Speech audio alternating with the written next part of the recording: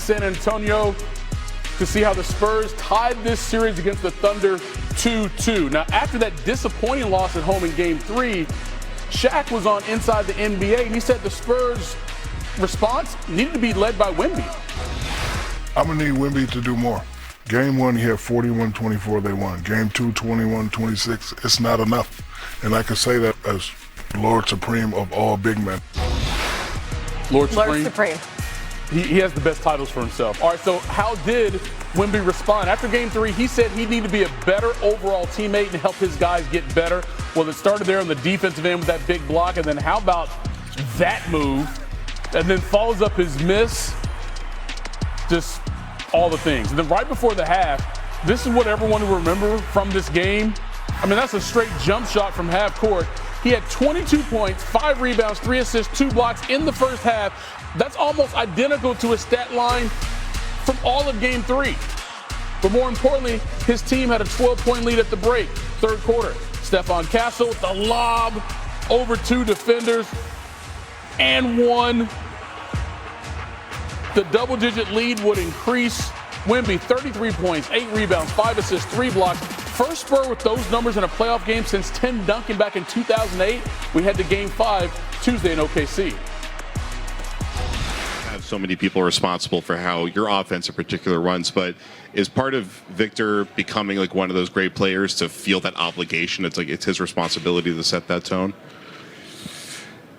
You know, I think a lot of people would say that, and regardless of that, I think that's what he wants. I think he wants that responsibility and to be in the lead there, and he's built for it. When you get into these series, we spoke pregame about the chess match, and you can get into a little bit of a whirlwind in terms of, do I adjust and counter, or do I just want to do it better? And both answers are right when you talk about them in a meeting room. And those guys have done a great job of executing a little bit of both. And I thought tonight was probably their best performance, maybe of the year, because of the circumstances of just being better at a lot of things. You know, I think overall, you know, they played like their season was on the line and we didn't. You know, it shows in the box score, so. All right, for some more perspective on the Spurs win here in Game 4, we're bringing in Stephen A. Smith. And, Steve, it felt like San Antonio lost that home court advantage they stole in Game 1 as fast as they got it with their Game 3 loss at home. But what type of statement did they make to come back and even this series tonight? Honestly speaking, I don't think they made much of a statement. One team came to play, the other team did not. When you look at Oklahoma City, you know, you got to give San Antonio credit from the standpoint that they recognized the urgency of the moment, and they were led by Victor Wembanyama, who dropped about 33, and he obviously was a force. But there's not many nights that you're going to see the Oklahoma City Thunder shooting about 15% from three-point range and about 30% from the field. And a lot often, they had some open shots, and they just weren't making them. They were flat all night. They didn't come to play. They came and showed up like a team that had handled their business in Game 3, so we don't have to have the urgency in Game 4 that we had in Game 3, and they played like it. So I thought they were flat tonight. It would be one thing if they came out and they was making shots and then San Antonio put the clamps in them or what have you, but they were missing shots all night long. Nobody looked the way they normally look, including SGA. And Chet Holmgren has been a virtual no-show throughout most of this series, so that hasn't helped either. Well, considering how well they played in Game 3 after being down 15-0 to come back and win that game, and their championship medal going back to last season, how surprising are you that they were so flat in Game 4? I am a little bit surprised because they're champions and they know what it takes. But you got to remember, I was covering the Western Conference Finals last year when Minnesota rolled up on them and beat them by 40. I think it was like in Game 3. They were up by as many as 44 points. And Shai Gilgeous-Alexander walked off the court with a smile on his face, clapping like there was absolutely no concern whatsoever. And then they came back the next game and they beat Minnesota. So they tend to have these games from time to time where they're a bit flat. There's no denying that. But you did expect them, considering how tough they know San Antonio to be, considering the fact that they had San Antonio on its heels after winning Game 3. You didn't expect them to come out and be as flat as they were, but they just were. It just happened. All right, so now it's a 3-game series. Wemby goes for 30-plus in Game 4. Now they got to go on the road to try to get home court advantage back. What are you expecting from him in that game, considering what he did here in Game 4?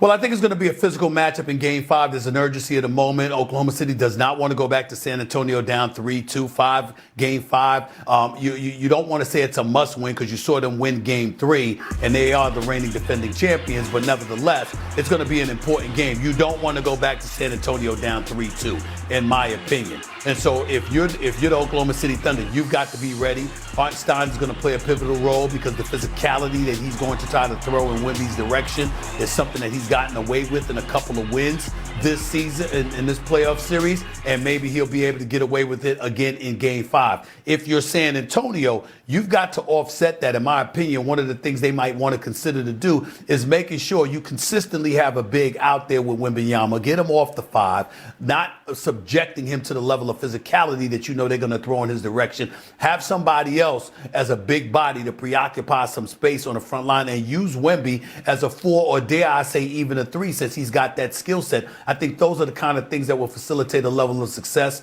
They got to take that into consideration, but we'll see what they ultimately do. In the end, however, San Antonio has regained some momentum because they go to Oklahoma City knowing if they're able to win Game 5, then you've got a big-time problem because then Oklahoma City would have to go back to San Antonio down 3-2 instead of up 3-2, and that's going to really put them on their heels. So Game 5 is definitely pivotal for both teams, but in my opinion, especially OKC. And it goes down Tuesday in Oklahoma City. Stephen A. Smith, appreciate it. The San Antonio Spurs, after losing a big lead in Game 3, make a statement in Game 4 to even the series. How about Victor Wembanyama knocking down that 3 right before the half, part of a 33-point effort in that Game 4 win to tie this series at 2-2. Let's hear from the alien.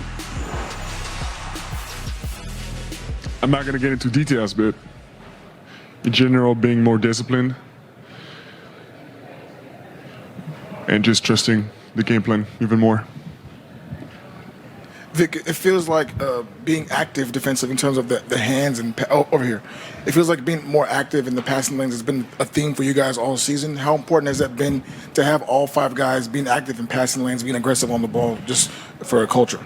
That's super important, and pretty much everybody would do that if they could trust that the rotations are there behind.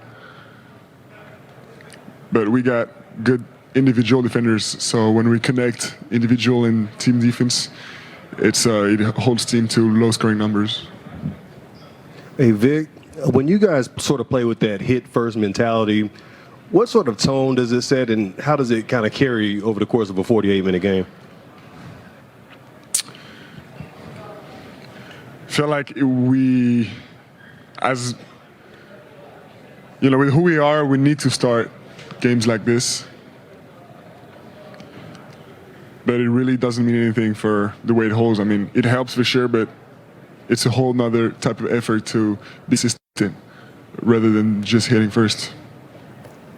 Holy post-game coverage, Batman. Full effect here on SportsCenter. Back and forth. A lot more to come, though. We do, because both of these games were extraordinary in their own right. So we got Kendrick Perkins coming up.